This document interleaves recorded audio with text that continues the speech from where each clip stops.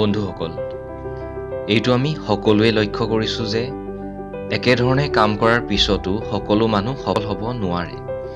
আমাৰ নিজৰ জীৱনতো হয়তো বহুবাৰ তেনে হৈছে। আমি হয়তো কষ্ট কৰাৰ পাছতো আনে লাভ কৰা সফলতা লাভ কৰিব পৰা নাই। কিয় এনে হৈছে? এবাৰ ভাবি চাইছেনে?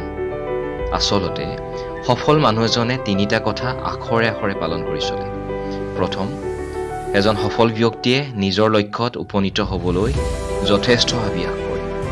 লক্ষ্যত উপনীত হোৱাৰ ইচ্ছাই এজন মানুহৰ দ্বাৰা এনে কাম কৰাব পাৰে যিটো হয়তো মানুহজনে নিজেও কল্পনা কৰিব নোৱাৰে। দ্বিতীয়তে, এজন সফল ব্যক্তিয়ে লক্ষ্যত উপনীত হ'বৰ বাবে যিকোনো পৰিস্থিতিৰ মুখামুখি হ'বলৈ সাহস কৰে। অসমীয়াত এষাৰ কথা আছেই নহয় যে সাহসেই সিদ্ধি, অৰ্থাৎ সাহস কৰিলে যিকোনো কামৰ সিদ্ধি হ'ব পাৰে। আৰু তৃতীয় আৰু আটাইতকৈ গুৰুত্বপূৰ্ণ কথাটো হ'ল আপোনাৰ বিবেচনা কৰাৰ শক্তি। কষ্ট কৰিবতো সকলোৱেই পাৰে, কিন্তু কাম খুব কম মানুহে কৰিব পাৰে। অলপ সহজকৈ বুজাইছোঁ, শুনক।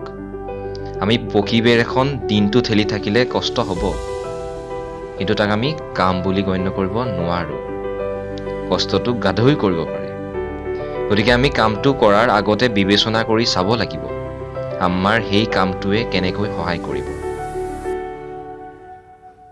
গতিকে এই তিনিটা কথা মনত ৰাখিব আৰু দেখিব সফলতাই আপোনাৰ নিজে বিচাৰি আহিব।